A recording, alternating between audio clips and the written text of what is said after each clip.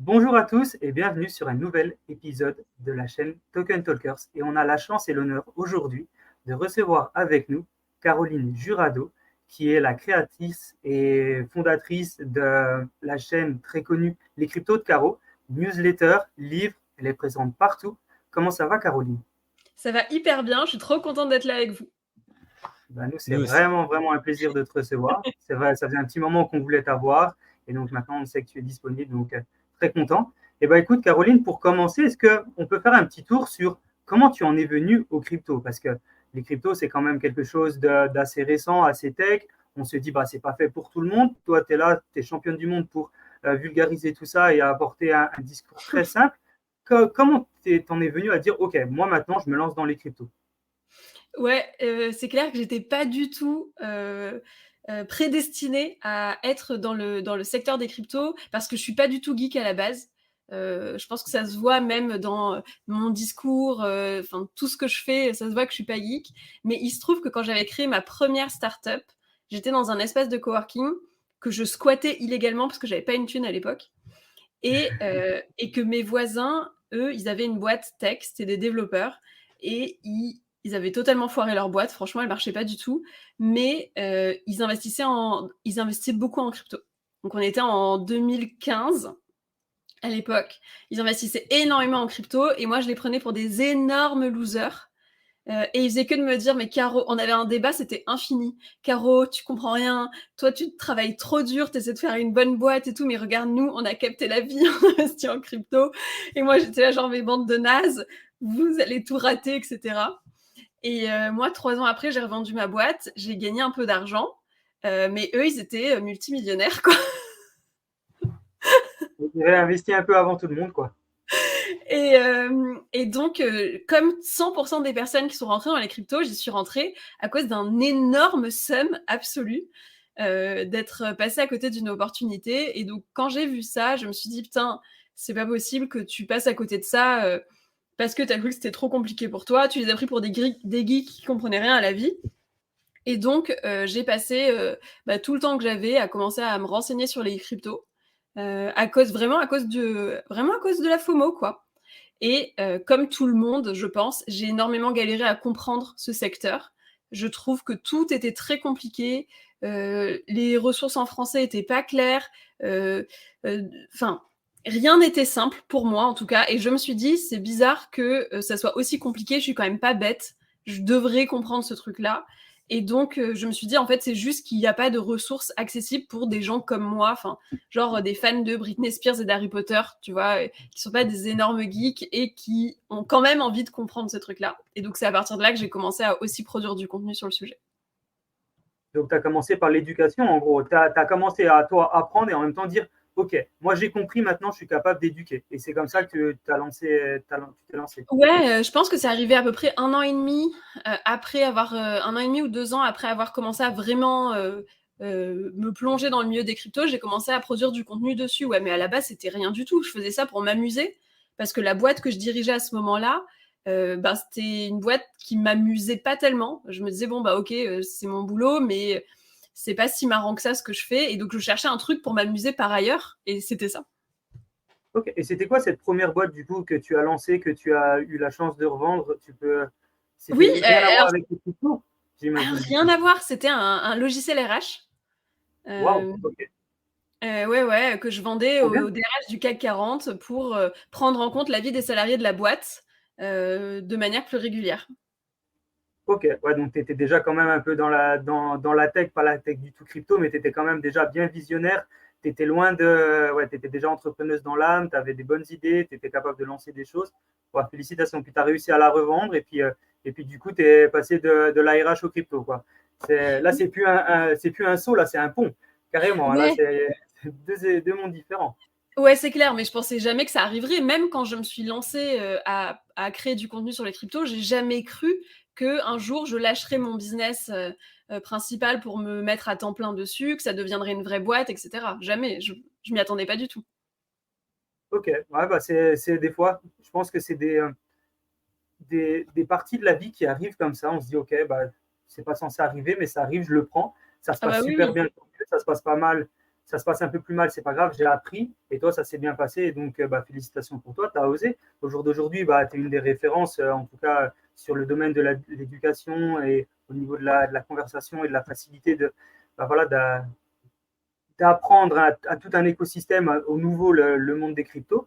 Et on sait que tu touches aussi beaucoup de femmes. Et félicitations à toi, parce que c'est un domaine qui est récent et malheureusement, il y a beaucoup d'hommes et c'est pas forcément facile. Et toi, tu es là, tu dois te battre au milieu de cet univers, et aller toucher des femmes. Et félicitations à toi. Je pense que ça ne doit pas être facile tous les jours d'être dans cet écosystème où on essaye d'être un petit peu différent parmi tant d'autres. Et toi, tu arrives et qu'est-ce qui est pour toi important de mettre en avant pour montrer ta différence et de dire OK.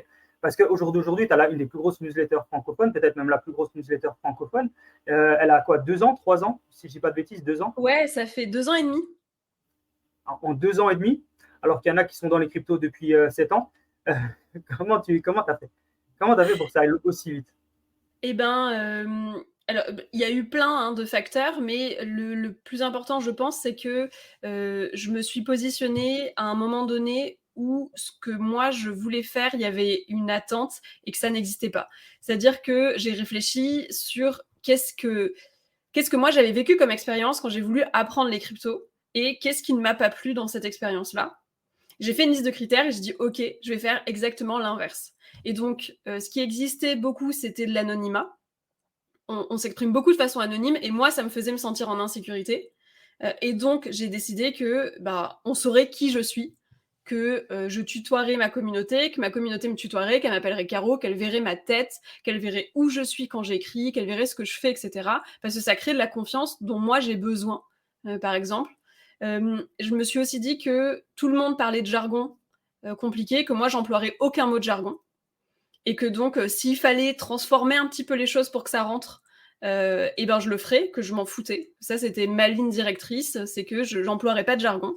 Et que donc, quelqu'un qui n'a jamais entendu parler de crypto peut comprendre n'importe quelle phrase que je vais dire.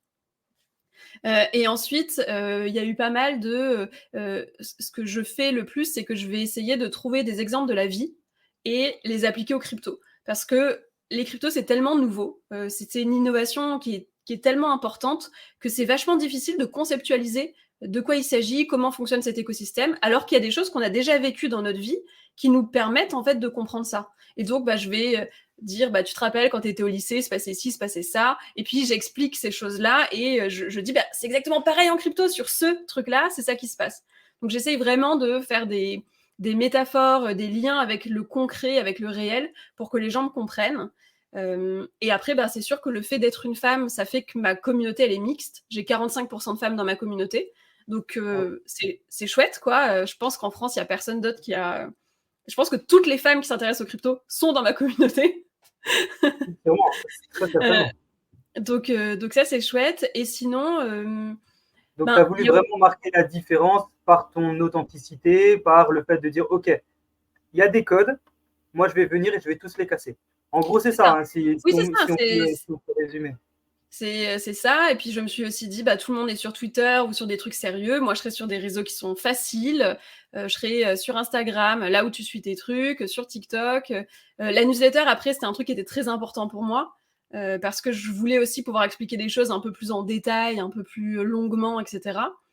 Et quoi d'autre? Si, il y a aussi un truc que je reproche pas mal, moi, au secteur de la crypto, c'est ce côté expertise un peu entre soi, on est un club, nous on a compris les trucs, et on veut pas vraiment que les gens nous comprennent parce que nous on sait.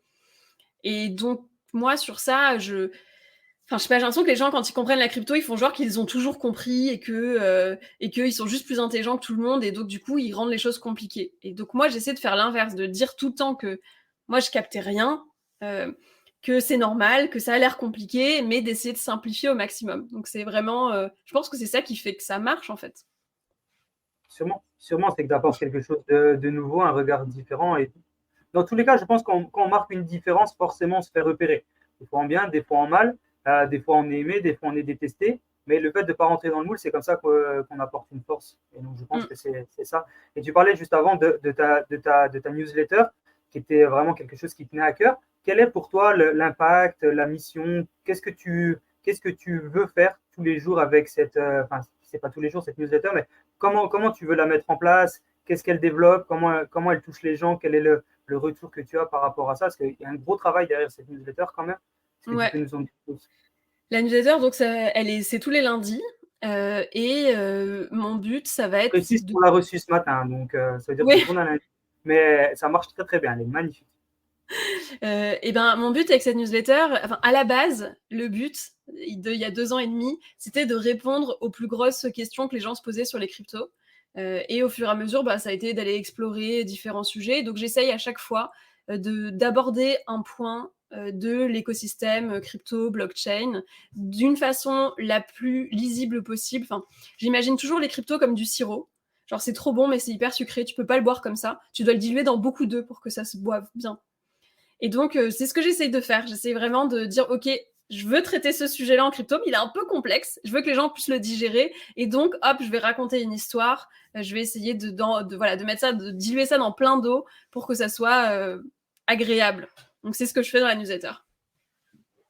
Ah ouais. Ouais, du coup, ça te permet vraiment de pouvoir toucher un maximum de personnes.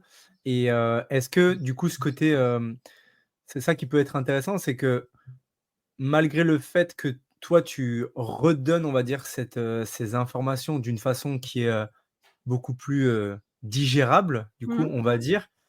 Toi, comment est-ce que tu aimes consommer l'information? Est-ce que, du coup, c'est la façon dont toi aussi tu aimerais Moi, j'adorerais. ouais, voilà, c'est ça. Et du coup, tu arrives à quand même à te forcer, entre guillemets, peut-être aller chercher du contenu qui est Ouais. voilà, un peu plus relou, et cetera. Et est-ce que tu te fais, tu t'imbibes de tout ça, mais du côté français? Est-ce que tu es aussi du côté même anglophone? Ou est-ce que toi, tu puises un petit peu tes infos, et cetera? Est-ce que c'est un mélange de plein de trucs? Ouais, en fait, alors maintenant, ça m'arrive un peu moins parce que je traite beaucoup de sujets que je connais déjà et donc du coup, ça m'arrive plein de fois de faire des sujets, sortis de nulle part, enfin ou en tout cas, j'ai aucune recherche parce que je pense que j'ai déjà absorbé beaucoup, beaucoup d'informations et donc je sais plus d'où ça vient. Mais, par exemple, quand je veux traiter un nouveau sujet, j'en ai jamais parlé, bah, je vais effectivement lire toute la littérature française sur le sujet, la littérature, anglophone aussi que je trouve. Mais pour moi, c'est une expérience qui est hyper douloureuse. C'est-à-dire que je sais que je le fais parce que je suis obligée de le faire, mais je me fais trop chier, quoi. Je me fais chier, je mets du temps à comprendre, je me dis tout le temps que mais pourquoi est-ce que c'est expliqué de manière aussi complexe? Et des fois même, j'émets l'hypothèse que ce sont des gens à qui enfin, il doit y avoir des articles qui sont écrits et on a dit à une personne, vas-y, écris cet article sur ce sujet-là. La personne a dit, ok, mais elle n'a pas compris. Et du coup, elle écrit un article et genre, quand tu le lis, tu comprends pas non plus, mais c'est parce qu'elle n'a pas compris en fait. Et du coup, moi, vraiment, je trouve qu'il y a beaucoup, beaucoup d'articles qui sont comme ça sur les cryptos et qui donnent du coup l'impression aux gens que bah, ils comprennent pas parce qu'ils sont trop bêtes, mais en fait, c'est parce que la personne qui a écrit a pas compris non plus. Donc, Ouais. donc voilà, donc mon expérience, moi, elle est douloureuse parce que c'est pas trop le genre de choses que j'aime consommer, en tout cas pas sous ce format-là. Ouais, c'est vrai qu'on dit souvent aussi, si tu es pas capable d'expliquer quelque chose à un enfant de 5 ans, c'est que tu l'as pas compris toi-même. Ouais, C'est un peu cette phrase-là et c'est vrai, ça marche aussi pour les cryptos.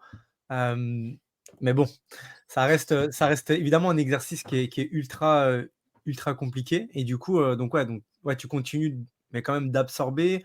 oui, oui. Est-ce que du coup, tu participes aussi à des événements dans le Non, Web3? non, je Non, tu fais fais pas. pas? Ah, Enfin, c'est si je intéressant parce que en général, c'est ça, c'est soit il y a des gens qui vont à tous les événements, et il y a des gens qui vont pas du tout aux événements. Toi, tu es plutôt anti-événement ou enfin ça t'intéresse pas forcément? ben, quand on m'invite en tant que speaker, je vais y aller, pas tout le temps, mais des fois. Mais sinon, y participer franchement, non, j'aime pas ça, quoi. Je trouve ça je pense que comme je suis, mauvaise en small talk, et je m'ennuie vite, et bref, du coup, j'en tire vraiment pas le meilleur parti. Donc finalement, je me dis: «Je préfère utiliser ce temps à créer du contenu, à voir mes amis ou faire des activités qui me plaisent, plutôt qu'aller dans des événements en espérant soit de rencontrer des gens de l'écosystème, soit de enfin, je sais que je vais pas apprendre des nouvelles choses dans des événements, donc ce serait plutôt pour rencontrer des gens et je suis trop mauvaise en fait, ouais, je suis vraiment trop mauvaise en small talk donc Moi, j'arrive pas vraiment à rencontrer des gens de cette manière-là. Donc j'attends que les gens me contactent et dans ce cas, on va boire un café, on s'appelle ou j'en sais rien et je les rencontre comme ça, quoi. Trop cool.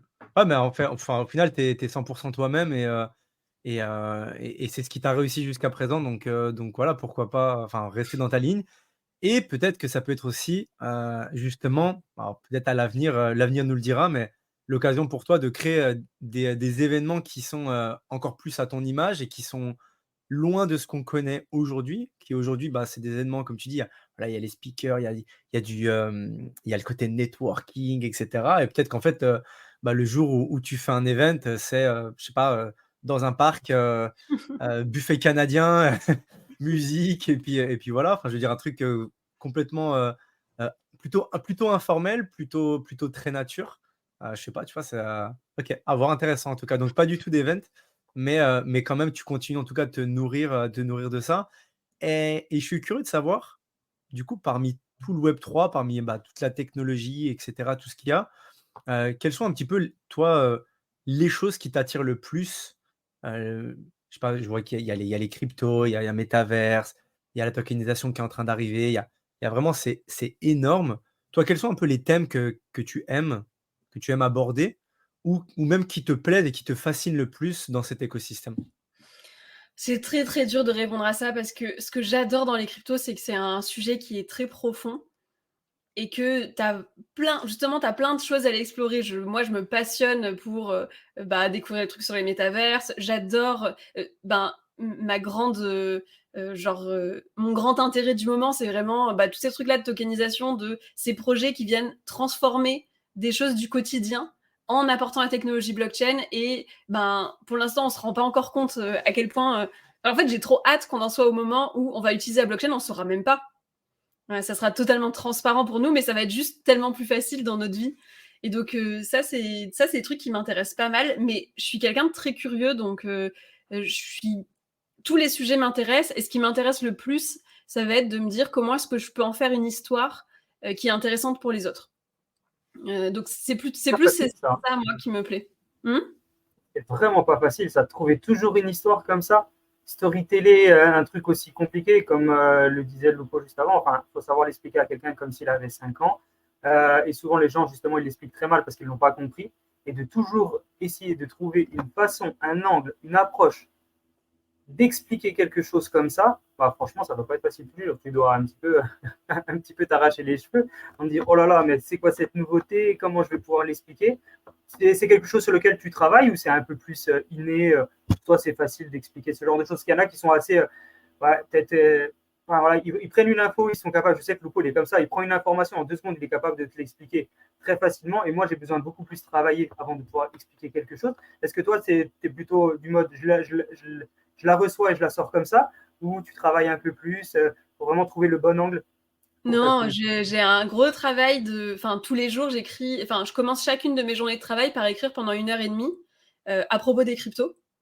Et où en fait, bah, je parle d'un sujet, j'essaie de le rendre plus simple, j'essaie de trouver une histoire, donc je repasse dessus tous les jours. Après, quand je me sens bien, bah, je passe sur un autre truc. Donc c'est quand même un truc que je fais, enfin que je travaille, que je viens, nourrir tous les jours. Okay. Donc c'est un entraînement, on va dire. Ouais. C'est un entraînement au quotidien. Et pareil, comment arrives à aborder ta communauté? Tu as une grosse présence sur les réseaux sociaux, tu as vraiment un grand rôle sur la compréhension des cryptos. Est-ce qu'on peut parler un petit peu de ton approche et de ton concept de base? Comment tu veux faciliter les gens? Est-ce que toi, ton objectif, c'est vraiment de toucher tous les publics? Est-ce que c'est de toucher aussi les gens qui sont vraiment experts ou c'est vraiment plutôt les Mmh. débutants?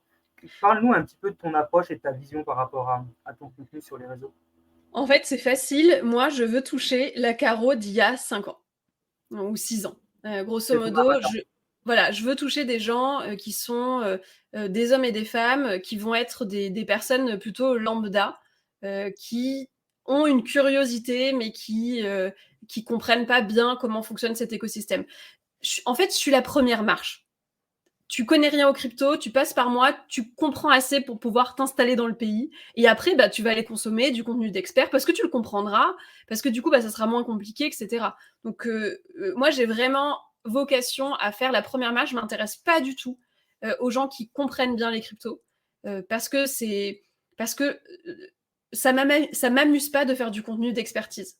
Je trouve ça beaucoup moins marrant et il y a des gens qui le font beaucoup, beaucoup mieux que moi. Donc, moi, j'ai pas envie d'aller sur ça. Je préfère. Et d'ailleurs, je me dis que du coup, ma place dans les cryptos, elle est importante parce que il y a beaucoup, beaucoup, beaucoup d'experts qui ont du mal à parler avec les gens qui connaissent pas. Forcément, ils sont trop experts, ils ont trop leur jargon, etc.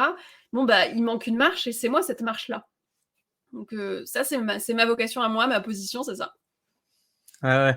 Oui, je suis assez d'accord sur le fait de dire il y a des gens qui expliquent très très bien les choses, mais sans s'en rendre compte. C'est vrai pour plein de secteurs, le domaine médical, mécanique, et cetera. Mais c'est vrai que dans le Web3, on a tendance, et même nous, sans le faire exprès, on a tendance à parler avec du jargon, et cetera, à mettre 3 mots anglais dans une phrase de 10 mots et cetera, mettre des layers par-ci, des trucs par-là. Alors que oui, comme tu dis, le fait de pouvoir arriver et que quand les gens arrivent sur un contenu, que toi tu as produit et qui parle tout simplement, qui me parle vraiment le plus simplement du monde avec des choses avec lesquelles les gens peuvent s'identifier, avec, comme tu dis, des histoires et comme tu fais très bien, des comparaisons, des métaphores, bah, en fait, les gens vont se dire: «Ah ouais, en fait, ben, c'est hyper simple» et ça va donner cet élan à dire: «Bon, on va aller voir un peu après, pardon, qu'est-ce qu'il y a?» Et comme tu le dis, bah, après il y a la newsletter, il y a aussi tout le contenu et du coup, aujourd'hui, bah, c'est vraiment ce que tu fais, bah, à 100, c'est ton activité Mmh. et comment ça se gère une activité de créatrice de contenu, du coup, à 100? Quel rythme est-ce que toi tu as? Est-ce que tu arrives à avoir une harmonie? Alors, on parle pas forcément d'équilibre, mais quelle harmonie est-ce que tu arrives à avoir? Est-ce que tu arrives je sais pas, couper ta journée en 2, en 3? Est-ce que tu as un planning assez flexible? Comment est-ce que tu t'organises pour créer autant de contenu, et de qualité? En fait, j'ai une routine créative, qui est très importante pour moi. Donc, je vous le disais, je commence, toutes mes journées par 1 heure et demie d'écriture sur les cryptos.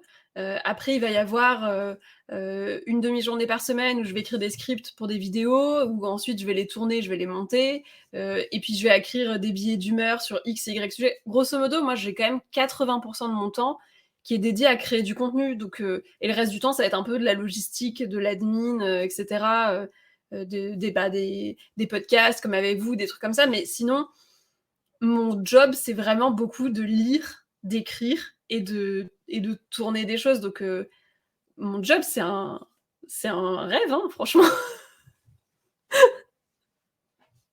Ah, pour beaucoup de gens, c'est vrai que créateur de contenu, c'est un rêve, mais c'est aussi un vrai métier. Hein. C'est pas juste Ah se oui, dire, oui. allez, je me lève le matin, je sors 3 photos et c'est fini. Non, on sait que tu fais un énorme travail et comme tu l'as dit, c'est une bonne partie de ta journée.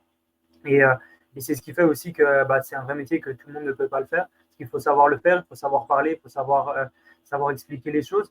Par rapport à ça, est-ce que ton expérience dans la vente du B2B, notamment quand tu closais ta startup pour Mmh. des boîtes RH, est-ce que tu penses que cette expérience t'a accompagné dans la façon d'approcher des choses parfois compliquées, techniques et en choses simples? Est-ce que ce genre d'expérience t'a facilité après aussi à expliquer et en créant du contenu? Je sais pas. En fait, dans mon premier job, avant de me lancer ma startup, je bossais dans une boîte RH et à l'époque, j'avais créé un blog anonyme, parce que j'avais pas le droit de le faire dans mon boulot, sur les RH. Et donc du coup, j'utilisais tous les trucs que j'apprenais, dans ma boîte. Je trouvais qu'ils étaient hyper snobs, ils parlaient des RH de manière super compliquée et j'avais créé un blog pour les jeunes RH et du coup, j'écrivais ces trucs-là et ma boîte à l'époque, tous les ans, elle récompensait, un site RH, de l'année quoi. Elle faisait un truc, je sais plus comment on appelle ça, un trophée quoi. Et moi, il y a une année où je l'ai gagné ce trophée-là sans que personne sache que c'était moi parce qu'en fait, c'était anonyme parce que moi, j'avais pas le droit de le faire. Incroyable, Et donc, en fait, ce incroyable. truc-là de vulgariser des sujets que j'estime être traités d'une mauvaise manière, c'est un truc que j'ai toujours eu, que j'ai toujours fait. Ouais, Mmh, c'est ton ADN. ouais, oui, oui, ça, c'est un truc qui est assez facile, enfin, que j'aime faire en tout cas. Maintenant, je pense que d'avoir monté des boîtes avant d'être devenue créatrice de contenu, ça m'a permis d'avoir un angle très entrepreneurial. C'est-à-dire que là, je dis que mon job, c'est un rêve parce qu'en fait, j'ai mis en place un business qui fonctionne tellement bien que j'ai pu déléguer les trucs que j'avais pas envie de faire, j'ai pu organiser les choses pour que tout tourne, pour que moi, je puisse me concentrer à 80% sur faire des trucs créatifs que j'estime être de meilleure qualité, la meilleure qualité que je puisse faire pour la proposer à ma communauté. Et ça, pour moi, c'est une vision très entrepreneuriale parce que j'ai fait en sorte tout de suite d'être rentable, j'ai jamais eu besoin de lever des fonds, j'ai une façon de travailler qui va être très entrepreneuriale, quoi. Ok, ok. Donc, ouais, très méthodique et je comprends. Et quand tu parles d'entrepreneuriat, il y a une startup que tu as lancée, enfin une activité que tu as lancée il n'y a pas longtemps, c'est Closing Baby, qui Oui, est c'était ouais. à accompagner les startups dedans. Tu peux nous en dire plus aussi? Parce que ça fait Oui, partie du sujet. en fait, quand j'ai vendu ma première boîte, j'ai été salariée de mon acquéreur pendant 2 ans.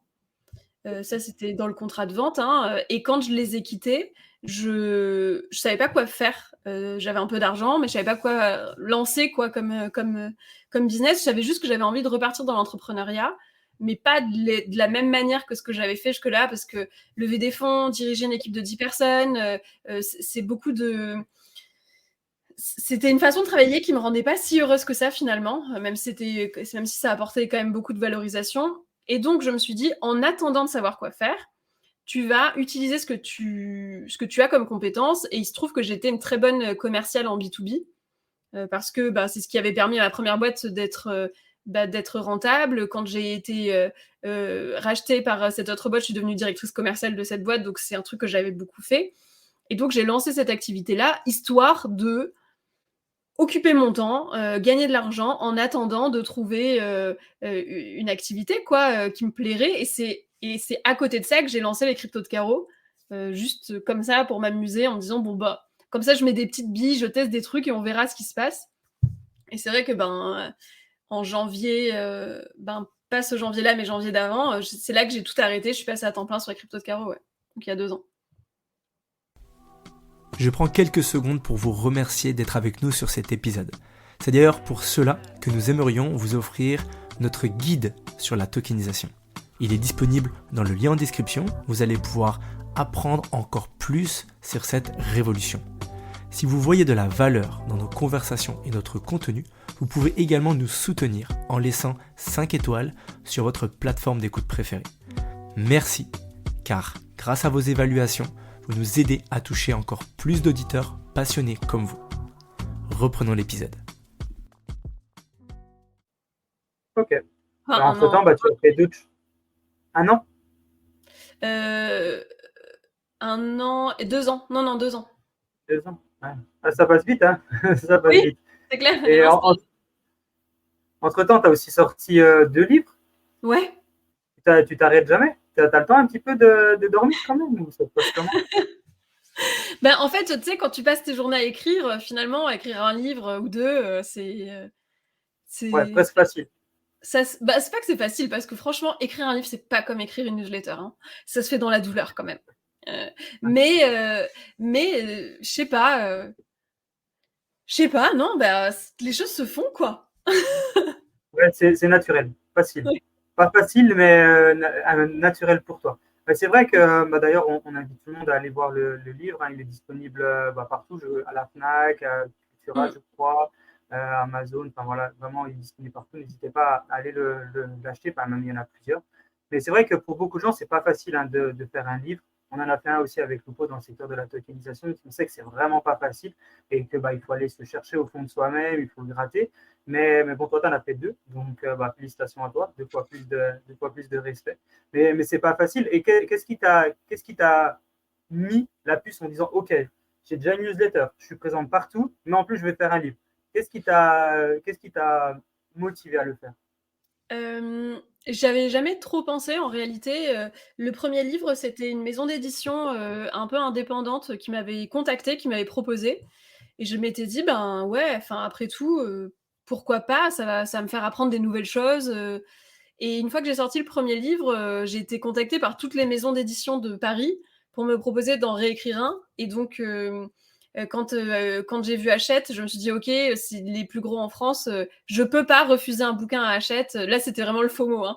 Même si je viens d'en écrire un, je peux pas refuser de bosser avec Hachette pour ça. Et du coup, j'en ai republié un dans la foulée, enfin l'année qui a suivi. Là, cette année, je vais pas écrire de livre, hein. Ce sera Cette l'année année, d'après. on se repose un petit peu, on laisse la créativité quand même et puis on va ingérer. Et Ouais. il va sûrement y avoir beaucoup d'histoires à raconter dans le prochain si on rentre dans un bull run, en tout cas Ah, cette année c'est aussi. clair, c'est clair. On se le Alors, souhaite. sûrement. On se le souhaite tous. Du coup, toi, je suis curieux d'avoir un petit peu justement ton avis par rapport à ça. Est-ce que officiellement tu penses qu'on est déjà rentré? Est-ce que c'est plutôt en avril? Est-ce que voilà, je suis curieux d'avoir un petit peu toi ta vision du coup par rapport à ça. Parce que chacun donne un petit peu ses prévisions et il Et y a en des fait, gens qui se mouillent plus ou moins, mais voilà. je suis d'accord, mais en fait, je trouve ça trop drôle parce que quand j'en parle de ce sujet-là avec des experts du secteur, ils sont tous en train de me dire, mais pour moi, là, on est déjà en bull run, quoi. Et sauf que comme moi, mon business, c'est d'être avec des noobs. Moi, comment ça? Moi, j'estime le bull run pas quand les cryptos commencent à remonter, hein. Moi, j'estime le bull run quand les noobs commencent à s'intéresser aux cryptos. Quand il commence à y avoir de plus en plus de gens qui n'étaient pas dans les cycles précédents en crypto qui s'y intéressent. Et c'est ça mon indicateur à moi, qui n'est pas un indicateur que peuvent avoir les gens qui sont experts et qui travaillent qu'avec des experts, parce que eux, ben, forcément, ils ont leur propre vision. Moi, ce que je vois, c'est que pour l'instant, euh, on n'y est pas encore. Je ne suis pas encore en train d'intéresser des gens qui ne s'y intéressaient pas avant. J'ai une croissance qui est... Enfin, c'est facile. On est en bull run, je vais faire plus de 2500 abonnés à newsletter par semaine. Là, je fais plus 300, on n'y est pas.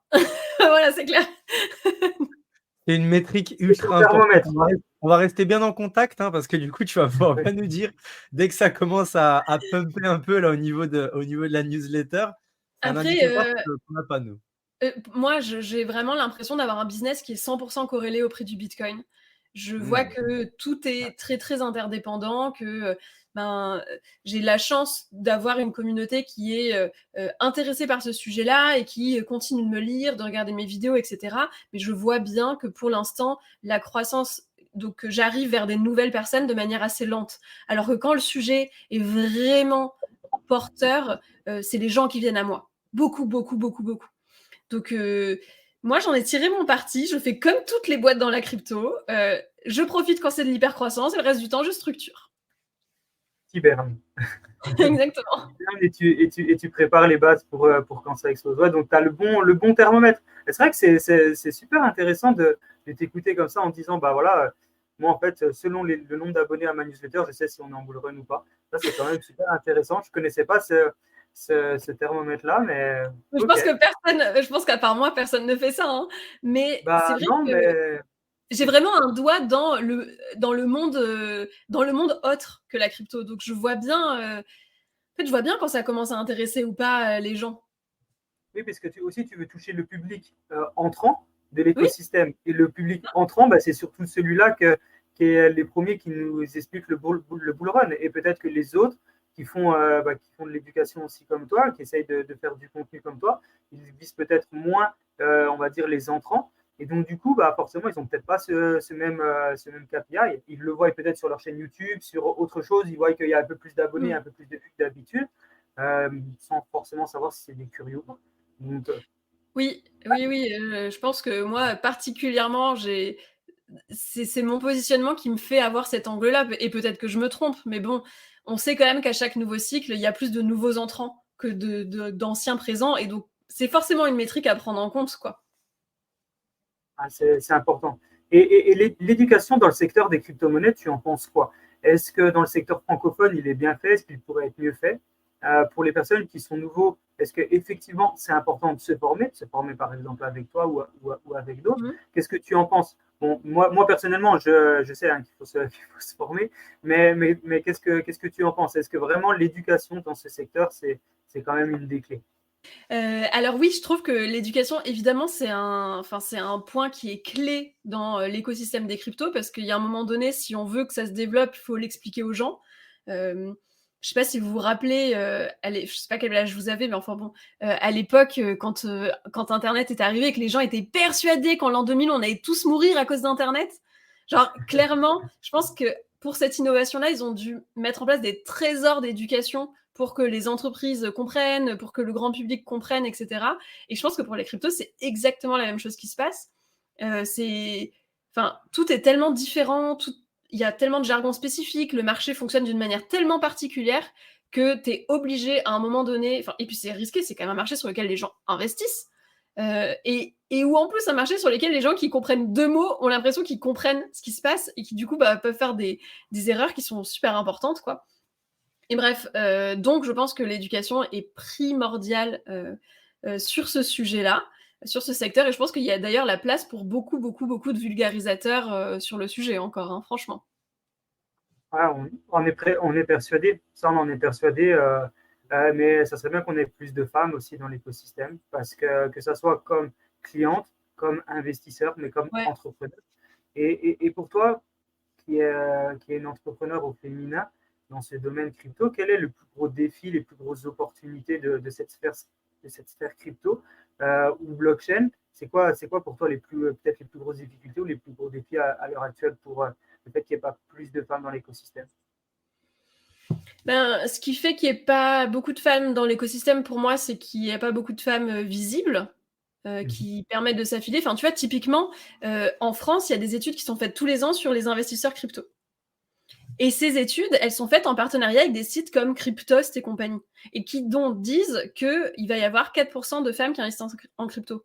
Si ne serait-ce qu'on prenait en compte ma newsletter à moi, ma communauté, c'est pas les mêmes chiffres qu'on aurait. Tu vois, donc il y a aussi des... Alors, on a des biais liés au fait que, c'est un secteur où il y a particulièrement des hommes, et donc du coup, il y a qui sont visibles, et donc ça attire des hommes, et alors que quand tu es une femme, forcément, tu attires plus de mixité. Il y a ce sujet-là, et puis il y a aussi le sujet de, voilà, selon où on va chercher nos chiffres, on trouve ce qu'on trouve, quoi. Et toi, dans tes chiffres, toi, c'est presque moitié des femmes, 45%, tu disais avant. Ouais, C'est énorme, hein? Ouais. Moi, je trouve pas ça bizarre, en fait. Je me dis juste que, en fait, comme quoi, être une créatrice de contenu, ça permet d'attirer des hommes qui s'intéressent au sujet et des femmes qui vont pas se sentir exclues ou qui vont pas avoir l'impression que c'est pas fait pour elles, parce que j'utilise des codes qui vont être beaucoup plus mainstream que les codes de la crypto classique. D'accord. Et quels sont tes objectifs en termes d'évolution, notamment sur la partie newsletter? Est-ce que ton objectif, c'est qu'elle multiplie par 2 dans la prochaine année? Est-ce que tu t'es fixé des petites ambitions, des petits objectifs à l'avenir? Figure-toi que je ne me fixe pas ce genre d'objectif, parce que je suis tellement corrélée à la croissance du Bitcoin que, en fait, moi, j'aimerais bien que la newsletter double d'ici la fin de l'année, et ça dépendra beaucoup de si jamais le Bitcoin repart comme ce qu'on l'espère tous ou pas. Mais en fait, je me prends plus trop la tête avec ça. Tous les ans, je double mon chiffre d'affaires. Ok, c'est cool. Je fais une croissance qui est continue et qui est relativement stable, qui est relativement solide, même dans les périodes où les cryptos sont basses. Je crois que je me satisfais pas mal de ce que j'ai, sans me mettre trop de pression.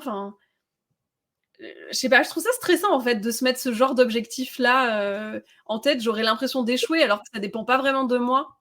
Enfin, pas que de moi, en tout cas, ces trucs-là.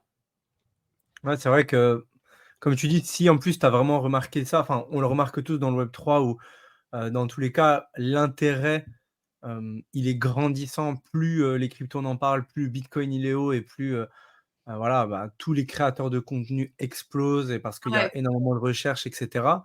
Donc au final, c'est peut-être garder les pieds sur terre et se dire: «Bon, moi je donne le max, day by day, je fais ce que j'ai à faire, je délivre mon contenu, j'apporte un maximum de valeur», et au final, ça, parce que ça je le contrôle, et le prix du bitcoin, malheureusement on ne le contrôle pas encore, malheureusement ou heureusement, et du coup ça viendra, et du coup ça te permet aussi de garder plus garder plus les pieds sur terre, garder plus de contrôle sur ce que tu fais, et de moins être dans le rush. Et OK. Et du coup, en termes de contenu, tu as des, moi c'est une métrique sur laquelle, je suis curieux. Est-ce que tu as est-ce que par contre, en termes de justement ce que toi, tu peux produire, est-ce que tu as genre hebdo, tu dois sortir, tant de contenu, tant de contenu, tant de contenu, tant de vidéos, une newsletters et Mmh. cetera? Ou c'est pareil aussi, c'est quand même, ça fluctue en fonction Non, du marché, comment il est? non, ça fluctue pas. Je produis toujours à peu près le même nombre de contenus. Donc toutes les semaines, je produis une newsletter. Je vais produire 5 vidéos.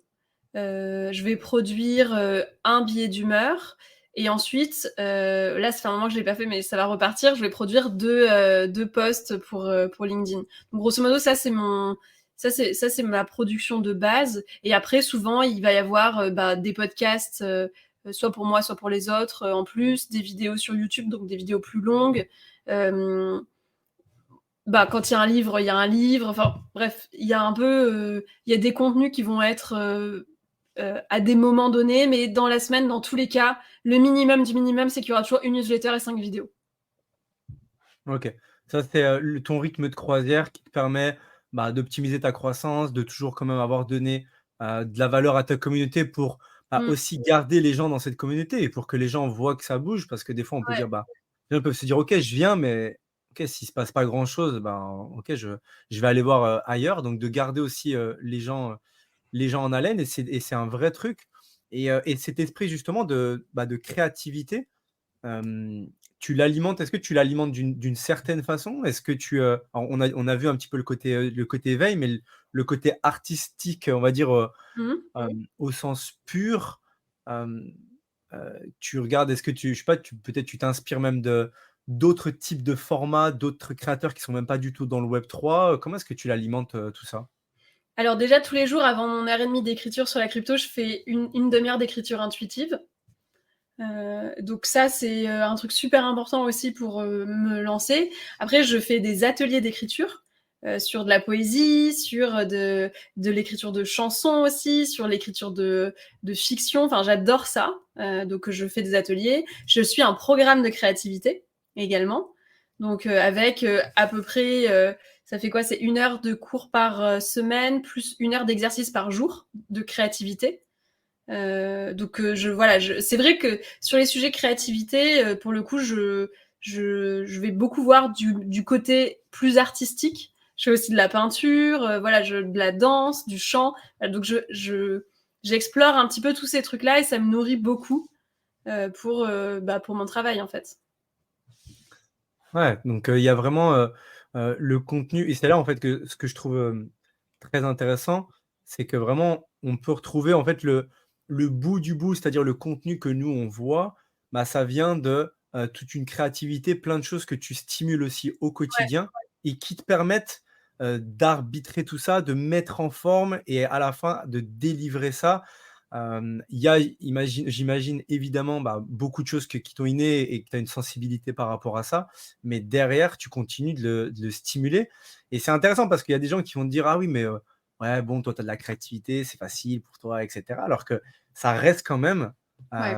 derrière un travail. Ça reste quand même quelque chose que tu vas stimuler encore plus comme un sportif qui peut-être va avoir Oui, qui s'entraîne, des apnées, voilà, mais OK, peut-être que tu as des aptitudes, mais quand même, si tu vas pas courir tous les jours, tu vas pas être oui. «meilleur» entre guillemets, quoi. Mais c'est exactement ça, parce que d'ailleurs, le contenu que vous voyez, c'est peut-être même pas 50% de tout le contenu que moi je crée. Et il y a aussi un truc qui est hyper juste, c'est que en fait, je suis obligée de faire tous ces trucs pour réussir à produire du contenu parce que il y a que en fait, il y a que dans un contexte vraiment de sécurité où je me sens bien, où je me sens reposée, où je suis pas stressée. Enfin, par exemple, dès que j'ai des vagues de haine, je suis plus capable de créer du contenu, moi, parce que ça m'impacte trop et j'ai besoin d'être dans un certain contexte pour réussir à faire ce que je fais. Donc, ça demande quand même à mettre en place pas mal de choses pour être dans les bonnes conditions pour réussir à faire ça, quoi.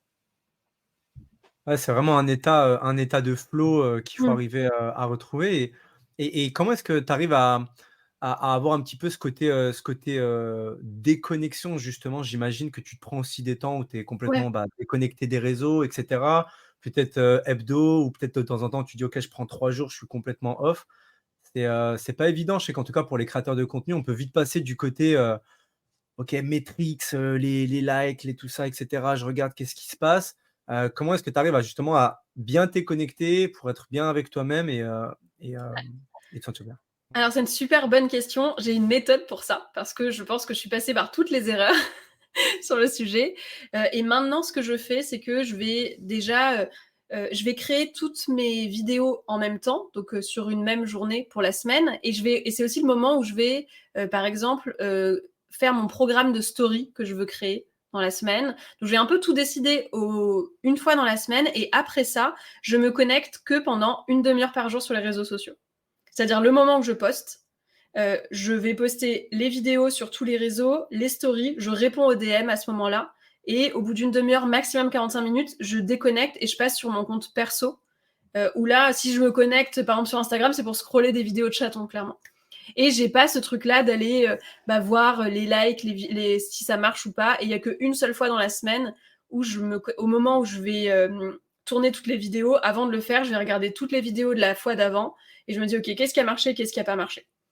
Et sinon, à part ça, je n'y vais pas. J'ai supprimé évidemment, alors ça fait un bail, mais toutes les notifications. Je peux pas savoir si mes vidéos, elles ont marché ou pas. J'ai pas de... Enfin, vraiment, j'ai aucune notification. Je vois pas les DM, je vois pas les trucs. Il faut que j'aille cliquer dans les boîtes pour voir les choses. Et ça m'a trop aidé à repartir dans un cercle un peu de sécurité et de pas avoir l'impression d'être toujours envahi de la vie des gens, soit tu réussis, mais du coup, ça explose dans tous les sens et tu as des tonnes d'avis de tout le monde, soit tu réussis pas et du coup, tu as l'impression que tu as un raté parce que ce que tu as fait, les gens, ils aiment pas. Donc, prendre de la distance par rapport à ça m'a fait trop de bien. Ah, super intéressant parce que, c'est vrai que beaucoup de créateurs de contenu, qui ont du succès comme toi, heu, ont même des équipes, je sais pas si toi c'est le cas, mais ont même des équipes qui publient tout parce qu'eux, ils veulent même pas avoir les applications sur leur téléphone tellement que justement, bah, voilà, ça pop-up de tous les côtés ou enfin ça les perturbe. Toi, tu arrives à quand même garder cette gestion du coup de tes réseaux sociaux, c'est quand même toi qui le fais? Mmh. Ou est-ce qu'il y a des gens qui t'aident par rapport à ça? Non, non, c'est moi qui le fais. Par contre, j'ai mon assistante qui vient passer un coup sur, les DM auxquels j'ai pas répondu dans la journée. Voilà, elle vient, quand même toujours apporter une réponse, sur des trucs. Ou alors si jamais je suis des fois, hein, par exemple, je suis pas bien pendant 2 jours, je lui dis: «Écoute, là, je vais pas aller sur les réseaux pendant 2 jours. Est-ce que tu peux publier des vidéos pour moi?» Enfin, elle est capable de prendre le relais.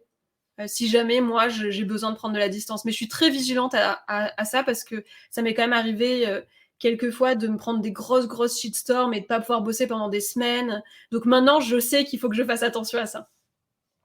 C'est un sujet qui est ultra, merci d'en parler, si Mmh. ouvertement parce que je sais que c'est un sujet qui est encore ultra, je sais pas si tabou c'est le mot, mais en tout cas Mmh. encore très sensible et je pense qu'on va y venir de plus en plus à justement, bah, ces réseaux sociaux, de comment est-ce qu'on doit ou comment est-ce qu'on devrait les consommer, pour que ça n'affecte pas, notre santé mentale, que ça Ouais. soit, même nous en tant que «consommateurs» entre guillemets ou en tant que créateurs et je pense qu'il y a vraiment des bonnes pratiques, comme tu as dit, des bonnes pratiques, des bonnes choses à mettre en place dans son Mmh. quotidien. Et ils ont fait de plus en plus, là, je vois des applications qui bloquent aussi Ouais. complètement les applications, et cetera. Je pense qu'on y vient de plus en plus. Mais super intéressant en tout cas. Oui, on doit, c'est à nous en tout cas de trouver pour nous-mêmes avec des choses qui font qu'on se sent bien. Et après de le divulguer. Toi, ton rapport avec les réseaux, il est quand même assez sain du coup, maintenant, mais ouais, tu dis que tu as eu, ouais, 2-3 Ah oui. shitstorms ou quoi, ou qui ont pas été, cool, quoi.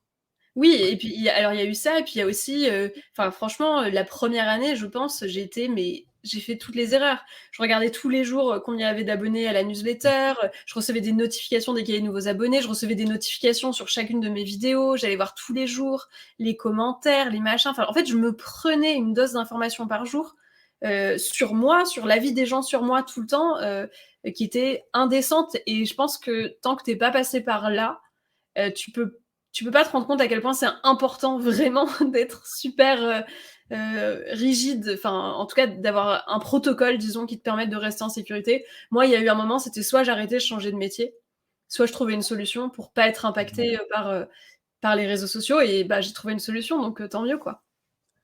Heureusement pour toute la communauté en tout cas, je pense qu'ils sont, ouais, ils sont contents. C'était peut-être aussi un peu le «prix à payer» entre guillemets pour aussi voir toutes les choses qu'il y avait à faire, être, «OK, ça marche pas, OK, je vois ça» et être entre guillemets à 200% connecté à ta communauté, à ton contenu, qui fait que derrière tu dis ok les gars, moi je sais, j'ai mon 20-80 entre guillemets qui me permet d'avoir du bon contenu, je sais de quoi je veux parler, je sais de quoi je veux pas parler, etc. etc. Mais ok, super. Après, je sais Oui, pas, j'ai l'impression que ce que j'ai vécu, c'est ce qu'ont vécu tous les gens qui ont commencé à avoir de la notoriété. Moi, beaucoup. avant ça, j'avais jamais parlé à plus de 30 personnes en même temps, quoi. Donc, enfin, même si j'étais entrepreneur, en fin de compte, ça t'arrive quand même pas si souvent que ça. Enfin, j'étais pas connue, quoi, entre guillemets. Et du coup, ouais, ça te prend, en fait, quand tu fais de l'hyper-croissance et tout d'un coup, les gens te reconnaissent dans la rue et tout d'un coup, les gens ont envie de te parler tout le temps, etc. Et t'es pas préparé, enfin, tu t'attends pas. Ouais, Et puis moi, en plus, je suis personne. Enfin, quand je pense aux vraies stars, ouais, j'imagine pas à quel point ça doit être délirant, cette traversée, quoi. ouais. Alors, je sais pas si c'est moi qui applique un filtre parce que je suis dans le Web3, mais je trouve que dans le Web3 et notamment enfin, tout ce qui touche à l'investissement, en tout Mm. cas, tu es très vite, oh là là, mais incroyable, Caro, tu nous as parlé de ça, ça a pumpé, on a fait du cash, c'était trop bien. Et à l'inverse, quand ça dump, non, mais tu nous as parlé de ça, moi j'ai mis de l'argent, etc. Donc, il y a aussi ce côté, entre guillemets, invest, même si j'imagine que tu fais pas de conseil en investissement proprement dit, et que les gens font leurs recherches, et en tout cas, c'est ce qu'ils doivent faire. Mais il y a aussi un petit peu ce côté, comme il y a de l'argent investissement, Et ben où moi, les j'ai gens... trop de chance. Ce truc-là, je l'ai pas. Ah, Euh, tu l'as pas dit? non, Waouh, ok, super, non, trop bien. ça je l'ai pas. J'ai Ah, vraiment, ouais, et je sais parce que j'ai trop trop bien. de gens que je connais qui me disent non mais attends, moi dès que les cryptos baissent, je me fais dégommer, moi machin. Et comme en fait Ouais, moi je ne parle jamais je mentionne très rarement des noms de cryptos. Ou alors quand je le fais, ça va être sur des vidéos à la con ou j'en sais rien, mais c'est assez rare en fait que je fasse ça. Et du coup, j'ai pas ce genre de problème. Moi, j'ai plutôt les problèmes des acteurs concurrents qui ont des médias un peu plus d'expertise, qui vont dire ah, cette meuf-là, c'est une cagole, c'est une naze, nanana, et ouais, qui d'accord. vont me troller. Moi, c'est ça que j'ai. Mais j'ai pas du Ah ouais. tout les gens qui me disent ah, t'imagines, t'as parlé de ça, et en fait, machin. Ça n'existe pas dans mon univers. Et franchement, je suis trop heureuse parce que je pourrais pas Ouais, supporter, je crois. ouais. Non, ouais, non, mais alors, génial. Oui, parce que, mais en même temps, parce que tu t'es positionné en tant que, voilà, je parle d'une technologie, je parle de bienfaits de choses, mais je parle pas de, comme tu dis, je suis pas là dans, ok, donc je pense que la prédiction, ça va être ça, etc. Ça, tu le fais pas du tout dans ton, Non, dans ben, ton... je le fais juste sur le prix du Bitcoin. Je dis Ah, genre, bah, voilà. a priori, là, il pourrait monter jusque-là. Je vois pas que ça monte plus ou quoi. Mais Ok, franchement, c'est tellement anecdotique que j'ai pas de... Non, non. ok. Non, mais c'est très bien. J'imagine que tu vas pas commencer demain, du coup, Non, ton, surtout ton- pas. ton journal, la durée de prédiction. Donc, je vous en parle. Non, non, mais tu fais Et très, c'est très là bien. où c'est triste. C'est là où c'est triste parce que tu te rends compte qu'en fait, là où tu as le plus de, entre guillemets, d'adversaires, c'est les personnes qui font la même chose que toi, alors qu'on est tous là pour un seul et même but, c'est de faire monter la communauté. Et toi, ceux qui te mettent des bâtons dans les roues de ce que tu dis, la plupart du temps, c'est pas tes clients, tes followers, tes Non. viewers, les personnes de ta newsletter, c'est juste les gens qui sont juste jaloux de ton succès, de ta croissance et de ce que tu es capable de faire, en disant non, mais elle est pas bien. Et peut-être même, ils battent buzz sur toi, comme ça leur fait des vues, ce qui est complètement stupide. Mais oui, mais moi, Mais j'en ai vraiment beaucoup où c'est leur ligne édito. Tous les mois, on va vraiment cracher sur Caro et ça nous fait nos vues du mois. Enfin, ça, c'est genre leur stratégie. Mais est-ce que c'est c'est tellement une stupide? stratégie de genre, eh, elle m'a volé mon goûter. Enfin, fais du bon contenu, ça marchera. Enfin, c'est bon. Tout simplement. Elle m'a volé mon goûter. Ah bah, elle est bonne celle-là. Elle est bonne. Non, mais c'est clair que c'est stupide parce qu'en fait, on a tous le même objectif. Toi, tu fais pas ça pour embêter les autres. Tu fais ça parce qu'il y a un réel besoin et tu réponds à ce besoin-là. Tu fais pas ça pour dire oh là, il y a des gens qui font pas bien, je vais faire mieux qu'eux. Et c'est Mais non, stupide en fait de penser, mais comme ça. surtout que c'est stupide parce que tous les acteurs du marché qui ont été sympas avec moi, ben en fait, je leur envoie des gens. Et du coup, enfin, c'est moi la ligne d'entrée numéro un. Donc, ils sont trop cons. Eux, ils sont derrière. Pourquoi se mettre en froid avec moi? Autant se dire, Ouais. OK, les gens passent par Caro et derrière, ils vont chez nous parce que moi, je vais pas faire le contenu d'expertise. Je m'en fous. Ça m'intéresse même Parce pas. que t'es la première Oui. marche entre guillemets d'entrée et c'est ton objectif. Ouais, bon, c'est peut-être qu'ils n'ont pas la vision long terme. Et si on peut parler de vision à long terme, c'est quoi la vision long terme pour toi alors, parlons déjà des cryptos de Caro, c'est quoi? Parce que là, tu as donc livre, newsletter, tu es présente partout. Est-ce qu'il y a d'autres objectifs long terme pour toi sur cette partie-là? Est-ce que, je ne sais pas, tu vas sortir une émission, quelque chose de différent où je pense que tu es déjà partout? Et après, une deuxième vision, la vision long terme pour toi de l'écosystème. Commençons par l'écosystème crypto. Est-ce que tu peux nous faire les deux visions long terme? Et bien sur l'écosystème, j'ai vraiment bon espoir que là, avec le prochain cycle, on commence à rentrer dans le monde réel, c'est ce qu'on se disait, et que du coup, on ait de plus en plus d'entreprises qui soient qui mettent en place des choses grâce aux cryptos, qu'on ait beaucoup plus de gens B2C qui l'utilisent aussi dans leur quotidien. Donc pour moi, c'est juste que ça va se développer de plus en plus. Je sais pas, j'ai bon espoir que la prochaine fois, tout le monde sache au moins qu'est-ce que c'est que les cryptos, parce que là, on est encore sur un truc où les gens ne savent pas ce que c'est. Donc, étape 1, comprendre qu'est-ce que c'est que les cryptos. Étape 2, commencer à l'utiliser. Étape 3, l'utiliser sans même savoir qu'on l'utilise. Je sais pas, je verrai un peu ça. Ouais. Donc, et se rassurer peut-être que c'est pas que des scams. Ça, c'est important. Ouais, c'est clair. Non, et pour moi, vraiment, le sujet, c'est la démocratisation. Il y a presque, moi, il n'y a que ça qui m'intéresse en réalité. Donc, je pense vraiment qu'il y a ça. Et après, sur moi, j'ai pas de plan d'avenir en fait. Ça me ferait plaisir d'avoir une émission. C'est un truc qui me plairait bien, une émission de vulgarisation. C'est pour ça que j'ai sorti ça, parce que déjà, tu as tout fait, mais j'ai l'impression qu'une émission, je te vois bien, genre animatrice ou un truc comme ça dans l'écosystème.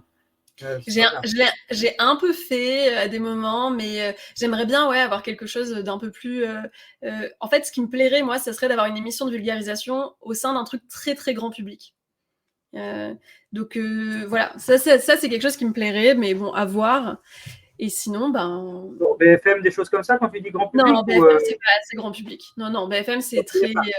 J'ai fait quelques fois des trucs sur BFM, mais ça reste très. Enfin, ça parle qu'à des cadres de base, quoi. C'est très très business. Moi, j'aimerais être sur une émission sur M6, tu vois, limite, ou sur Netflix, d'explication des cryptos, très, c'est pas sorcier, quoi. M6, ils sont quand même assez présents là-dessus. Ils ont lancé l'immobilier alors qu'à la base, c'était pas un secteur peut-être aussi qui touchait tout le monde. Puis après, ils ont fait aussi les trucs de déco. Ils font plein de choses. Donc, pourquoi pas les cryptos de Caro, effectivement. Là, je fais un peu des chroniques, tu vois, pour Bein Crypto, pour des magazines un peu crypto, mais j'aimerais bien, la prochaine étape, là, ce serait d'en faire dans des magazines beaucoup plus grand public, genre dans Elle ou dans des trucs où je peux aller toucher vraiment des gens qui n'ont rien à voir avec le schmilblick. Donc voilà, c'est un peu les étapes, c'est un peu des trucs comme ça qui m'intéressent. Mais et toi, et ça, c'est du coup, c'est une vision qui est intéressante. Tu penses que nécessairement, enfin, en tout cas, tu penses que ça sera plus facile d'aller toucher plus de monde, justement, en passant par des médias vraiment très, très, très streaming, plutôt que de toi créer peut-être même ton émission sur YouTube et la lancer? Parce que moi, je suis pas partisan ni de l'un ni de l'autre. Je pense que les deux sont possibles.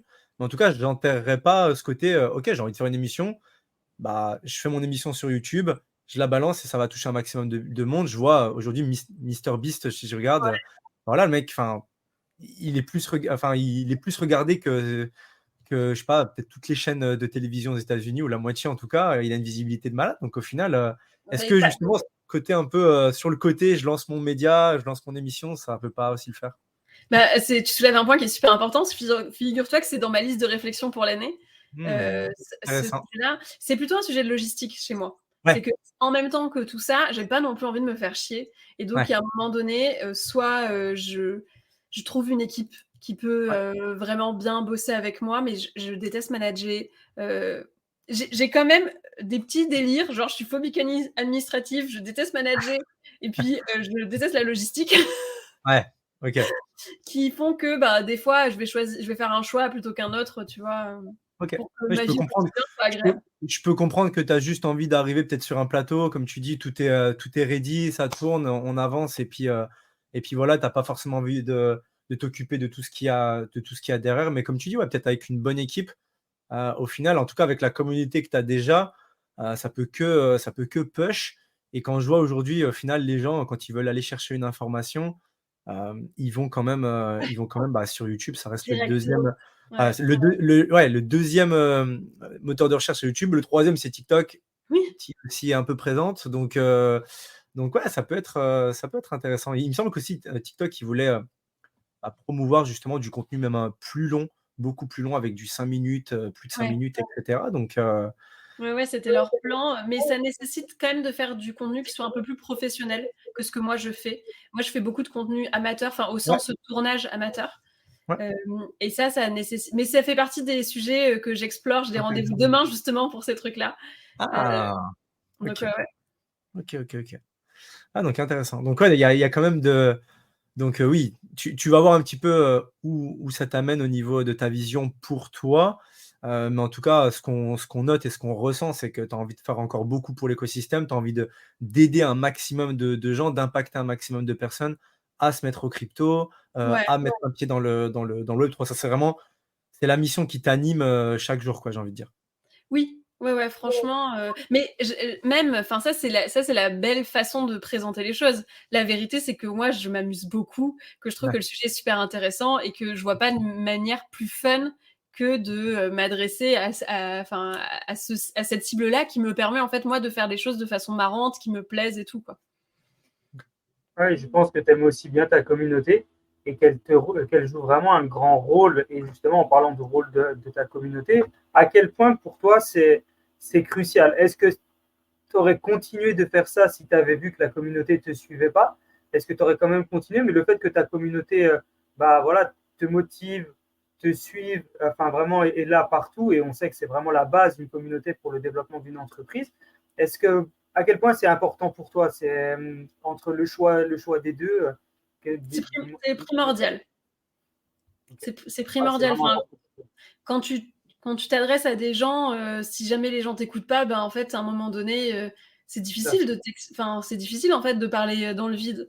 Donc, pour moi, tout repose sur le fait que les gens aiment ce que je fais et qu'ils me le disent et que, bah, du coup, ils continuent de consommer mon contenu et que voilà, enfin, ça me donne l'impression de faire quelque chose de bien, d'être une bonne personne, d'avoir un impact positif. Enfin, je pourrais pas faire tout ça sans ma communauté, quoi. Donc, elle joue un rôle vraiment primordial dans ce que tu fais, et ça te motive encore plus d'aller chercher, d'aller faire plus de choses, d'aller chercher des nouveautés, de voir un peu une vision. Même si tu Ouais. dis, j'ai pas une vision très lointaine, mais tu as quand même une vision sur ce que tu veux faire et la direction dans laquelle tu vas. Et ça, je pense que c'est quand même, je pense que c'est vraiment super important. Quelles sont les plus grosses ou la plus grosse leçon peut-être que tu as apprise dans le monde des cryptos? Est-ce que toi, tu as investi dans des projets sur lesquels tu as potentiellement perdu de l'argent? Bah, ça nous est quasiment tous arrivé dans l'écosystème. Quelle leçon tu as appris? Tu sais que tu as dû avoir peut-être un peu plus de persévérance qu'ailleurs. Tu peux Mmh. nous dire un peu plus. Alors, j'ai absolument, déjà perdu de l'argent en crypto comme tout le monde. Et ce que ça m'a appris d'ailleurs, c'est un truc que je répète très souvent à ma communauté, c'est que, parce que je pense que c'est un problème auquel moi j'ai été beaucoup confrontée et auquel sont beaucoup confrontés les gens qui sont pas geeks ou alors qui ont pas trop confiance en eux, c'est qu'on croit toujours que les gens savent mieux que nous et que nous on sait pas assez, qu'on comprend pas assez. Et il y a vraiment ce truc-là que j'ai appris qui est la majorité des gens ne savent pas ce qu'ils font. Il faut pas prendre pour argent comptant ce que va te dire quelqu'un qui a l'air de mieux savoir que toi. Vraiment sur ce truc-là de remettre en question l'information toujours et de se faire confiance, d'essayer de chercher soi-même les infos, ça me semble être essentiel. Enfin, moi, la première fois que j'ai perdu de l'argent, c'est parce que j'ai écouté un pote qui avait l'air d'être plus compétent que moi. Je l'ai cru sur parole et j'avais pas assez de compétences pour vérifier ce qu'il me disait. Et ça m'allait bien, cette position de personne qui sait pas, qui écoute quelqu'un qui sait. Et en fait, après, quand j'ai perdu de l'argent, j'avais la haine contre lui, alors que c'était pas sa faute. Enfin, il y a un moment donné, c'était ma propre responsabilité d'être assez compétente pour comprendre ce qui se passe et pour faire les bonnes analyses.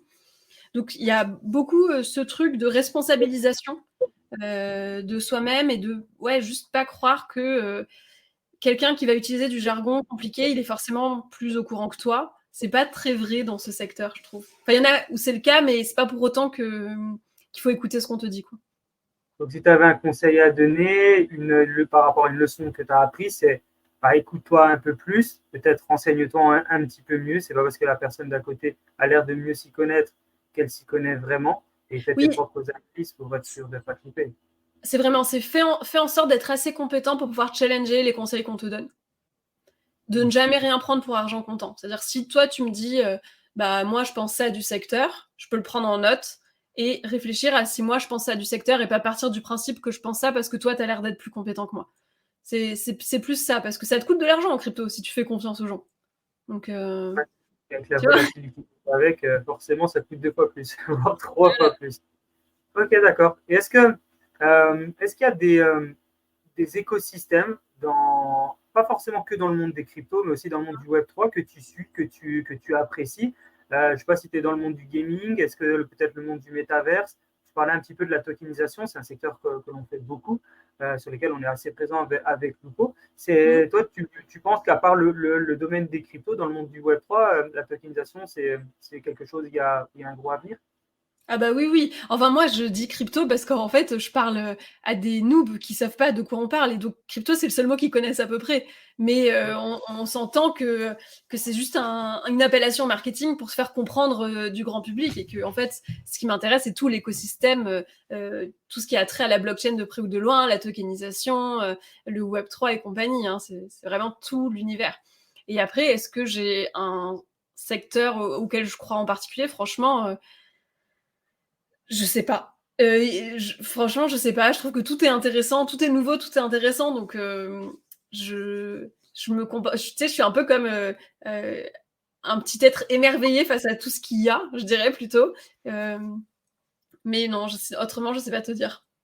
Ouais, tu veux pas aussi en mettre en avant plus un que les autres, dire bah si je dis lui, il y a mon pote à côté, il va dire ouais mais moi tu m'as pas dit la dernière fois sur ton podcast. Donc il faut aussi savoir quand on a une grosse communauté comme la tienne que chaque mot compte, chaque information peut être reprise et multipliée par 1000, donc il faut vraiment faire attention. Mais c'est vrai que c'est un très très gros écosystème et il y a tellement plein de choses à voir. Et après, c'est aux gens aussi de se renseigner et tout ça. Et dans le monde de la crypto, donc toi, j'imagine que tu investis et que tu es présente dedans.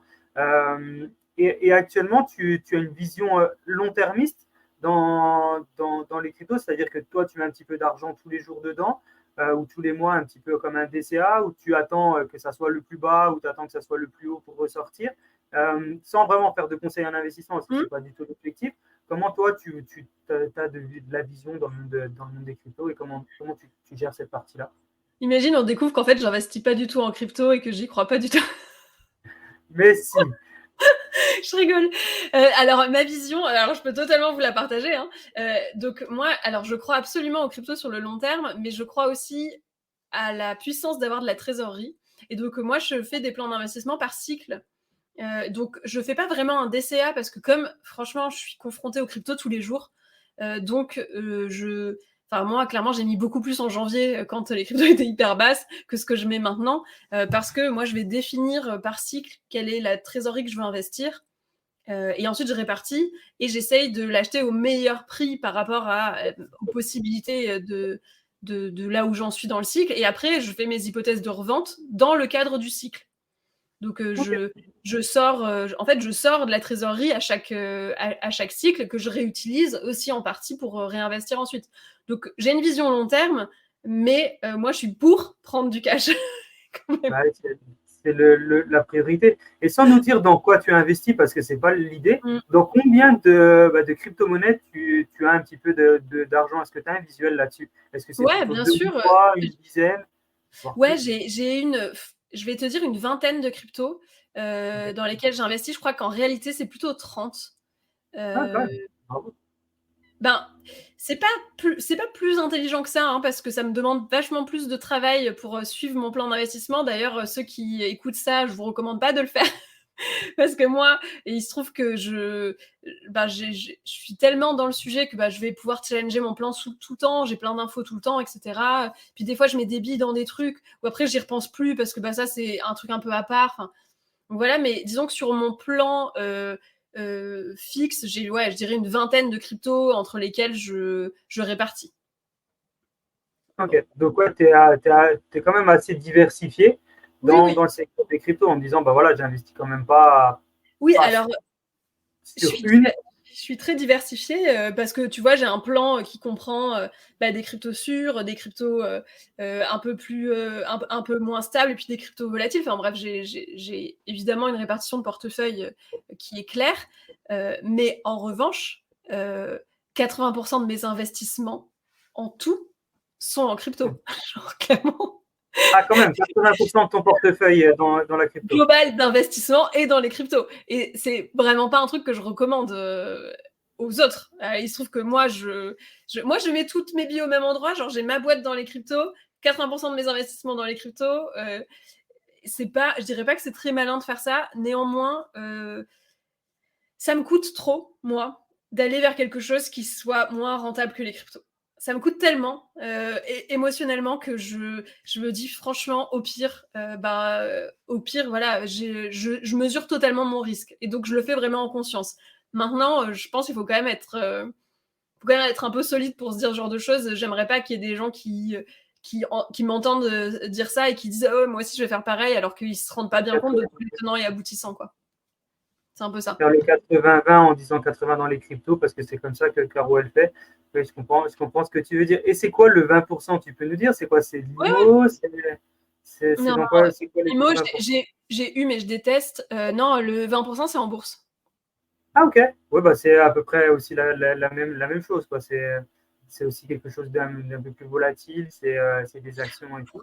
Ouais, franchement, comparé à la crypto, moi, c'est vraiment... Mais c'est sûr que oui, j'investis pas dans la pierre. Ça me fait chier. Je l'ai déjà fait, mais ça me fait chier. Il faut quand même que ça bouge, quoi. Il faut quand même que ça bouge. Il faut quand même que ça bouge, ouais. Caro est un peu hyperactive, on dirait. Hein. Je sais pas, mais j'ai l'impression qu'elle est un peu hyperactive. Il faut que ça envoie. Non, mais c'est pas, enfin, c'est plus que, par exemple, investir dans l'immobilier, franchement, on se rend pas compte à quel point ça te coûte en charge mentale pour une rentabilité maximum de 6%. Enfin, pardon. Moi, je prends en compte dans tous mes investissements la charge mentale que c'est. Et donc, typiquement en crypto, elle est très faible pour moi parce que j'adore et que le temps est capitalisé parce que tout ce que j'utilise, je l'utilise de plein de manières différentes pour mes contenus, pour mes investissements, etc. Donc, en charge mentale, c'est très faible. En revanche, en immobilier, gérer des relations avec un notaire, trouver des locataires, gérer des fuites de je sais pas quoi, des baisses de prix de marché, alors que je trouve que il y a rien de plus chiant. Ah, par contre, j'ai resté dans l'immobilier tokenisé, hein, mais bon, ça reste en crypto. Ça me coûte trop en charge mentale comparé à la rentabilité faible que c'est, quoi. Ah, c'est sûr. Je comprends ta vision par rapport à ça. Et aussi, on dit que c'est toujours bon, on dit toujours que c'est bien de se diversifier, mais il faut savoir se diversifier dans des choses qu'on apprécie, qu'on comprend et qu'on aime. Parce que si c'est se diversifier en se disant bah j'ai mon pote, il fait ça, je vais faire aussi, mais j'aime pas, j'apprécie pas, je comprends pas, puis à chaque fois qu'il y a une baisse, bah, en fait c'est plus un poids qu'un avantage, bah, autant pas le faire. Non, ça c'est sûr.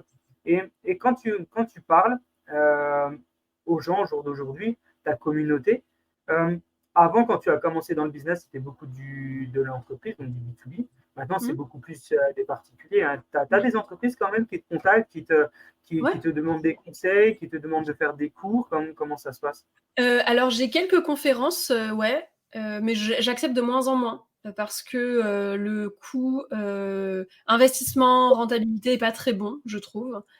Pour moi, mais j'en ai, et sinon je vais avoir, en fait j'ai quand même, on n'y pense pas, hein, mais genre il y a plein de gens qui bossent dans des entreprises de la finance et même de la start-up tech qui sont dans ma communauté, et donc du coup de fait je vais avoir des demandes comme ça, et sinon mes relations en B2B elles sont plutôt avec les sponsors, parce que comme j'ai un business model qui va être d'un côté B2B, de l'autre côté B2C, j'ai quand même des relations avec des entreprises qui vont payer pour avoir des publicités dans mes contenus.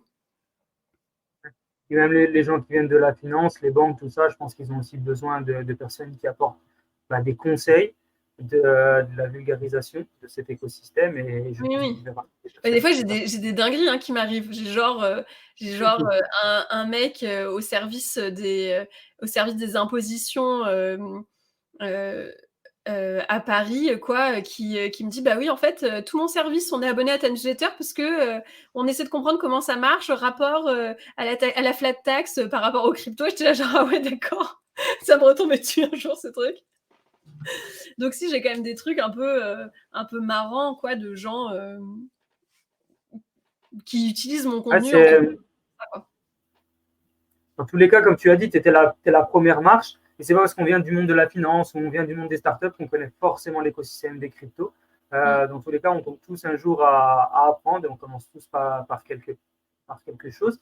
Et du coup, c'est un petit peu comme ça que tu as aussi démarré les cryptos avec des gens que tu as croisés tout au début. Tu nous expliquais que tu as croisé dans un genre d'incubateur et voilà, ils se lançaient là-dedans et tu les as pris pour des gens qui étaient complètement à côté de la plaque. Après, tu t'es intéressé, tu as dit oh, c'est cool, c'est une super technologie, puis tu as fait évoluer ça. Et puis maintenant, ton regard là-dessus sur l'ère du numérique et les cryptos, c'est que voilà, tu mets une bonne partie de ton investissement dedans, tu y crois, tu te dis voilà, sur du long terme, ça y va. Moi, j'ai 100% de mon business et de mon business model qui est dessus. Est-ce que tu as envie de créer d'autres entreprises? Parce que tu viens du monde de la startup, donc souvent, en plus, tu as l'air d'être quand même hyper actif. Souvent, on a mis l'idée à la seconde.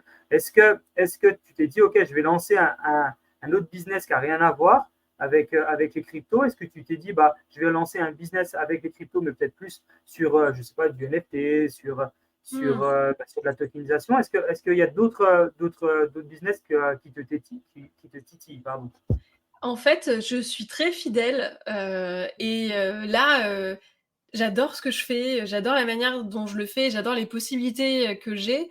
Du coup, je saute pas d'une idée à l'autre comme ça en me disant je voudrais faire ça qui n'a rien à voir et ça qui n'a rien à voir. Pour l'instant, franchement, j'ai lancé quand même plusieurs business et j'ai eu des belles réussites dans ma vie professionnelle, mais la vérité, c'est que j'ai jamais eu un business qui marche aussi bien que ça et avec autant de possibilités de croissance. Et du coup, ça m'arrive même jamais de me dire ah tiens, je ferais bien autre chose que ça. Pour l'instant, je suis à fond dans mon histoire d'amour avec ma boîte, quoi, et je suis pas du tout passé la lune de miel, quoi. Ok, bon c'est bien. Ouais, puis c'est ce que tu disais aussi, c'est l'harmonie aussi. C'est-à-dire que tu as une boîte qui fonctionne, mais aussi tous les matins, tu te réveilles, tu as le smile, tu as la patate, ça se ressent. Donc c'est aussi ça l'harmonie à trouver pour qu'on se sente bien. Parce que c'est cool de faire des boîtes qui marchent et qui sont rentables, etc. Mais c'est clair que quand tu peux le faire dans des domaines que tu apprécies, que ta place dans l'entreprise, ça soit où tu arrives à, comme tu nous as dit, tu arrives à enlever tout ce que tu n'as pas envie de faire pour juste faire tout ce que tu as envie de faire, j'ai envie de dire, c'est Ouais. magnifique. Après, je sais pas où je serai dans 5 ans. Mais Ça. mais pour l'instant, j'adore, quoi. Dans 5 ans, avec un BTC à 1 million, de toute façon, ouais, c'est sûr que personne ne sera ça. C'est clair. Moi, je vous écrirai depuis mon penthouse. Oh, C'est trop le bien, en tout cas. minimum qu'on te souhaite, Caroline. C'est le minimum qu'on te souhaite. On est gentiment à la fin du podcast. Est-ce qu'il y a un petit quelque chose que tu voudrais rajouter, sur lequel tu voudrais soit revenir, soit ajouter de la valeur en supplément? Tu nous as fait partager beaucoup, beaucoup de choses. Est-ce qu'il y a quelque chose d'autre que tu veux nous partager? Un petit mot de la fin? Un petit mot de la fin. Alors attendez, je vais chercher un truc parce que il y a pas longtemps, et je pense que vous c'était pareil, hein, mais moi quand j'ai écrit mon dernier bouquin là, j'en pouvais plus à la fin et j'ai jamais relu en fait. Et genre la dernière fois je suis tombée sur un truc que j'ai écrit et je me dis putain c'est si vrai, il faudrait que ça définisse le secteur. Attendez, je vais vous dire. Allez, avec plaisir. Ça dit, c'est ce que j'ai dit, du coup, mais je suis trop d'accord avec moi-même. Oui, c'est moi. Donc, j'ai écrit « Et si quand on te demande pourquoi tu t'intéresses aux cryptos, au lieu de répondre pour gagner de l'argent, même si c'est vrai aussi, tu répondais parce que c'est en train de changer notre monde. » C'est pas mal, hein? C'est un très, très beau mot de la fin. Ouais, je suis d'accord. Très bel auteur aussi, donc... non, c'est un très, très bel. Trop cool. Montre-nous le livre là, justement, pour que les personnes qui... Voilà. Les personnes qui n'ont pas vu. Trop bien. On mettra de toute façon en description, évidemment, le lien vers ton livre, vers tous tes réseaux pour les personnes qui veulent te suivre. Les gars. Avec grand plaisir. Pour les personnes qui veulent comprendre facilement cet écosystème et qui n'ont pas envie d'entendre du jargon, qui n'ont pas envie d'entendre des choses barbantes. Caro, elle met du elle met de l'énergie, ça se ressent et on vous invite tous à aller découvrir. Elle a une newsletter, ce qui est canon aussi, dans lequel elle en sort une par semaine parce qu'elle met toute la semaine à l'écrire, parce qu'elle met beaucoup d'énergie dedans. Voilà, elle vulgarise vraiment plein de choses, comme on vous l'a dit. Donc, c'est le moment d'aller voir un petit peu plus ce qu'elle fait et vous allez être conquis, on en est sûr. Merci les gars pour l'invitation. Avec grand plaisir. On se dit à très bientôt, en tout cas, pour un épisode de Talk and Talkers. Avant de nous quitter, un rappel essentiel pour celles et ceux d'entre vous qui envisagent de franchir le pas vers la digitalisation de leurs actifs. Que vous soyez à la tête d'une entreprise innovante, propriétaire d'un bien immobilier ou tout autre actif à la vente, nous sommes ici pour vous accompagner dans la tokenisation de ce dernier grâce à notre technologie et notre expérience. Rendez-vous sur le lien dans la description de ce podcast pour découvrir comment nous pouvons transformer votre vision en réalité. Encore une fois, merci d'avoir été avec nous aujourd'hui. N'oubliez pas de vous abonner et de partager ce podcast autour de vous si vous avez apprécié notre contenu. Restez à l'écoute pour plus d'épisodes de Talk and Talkers où nous continuerons à explorer le Web 3.0. À très vite.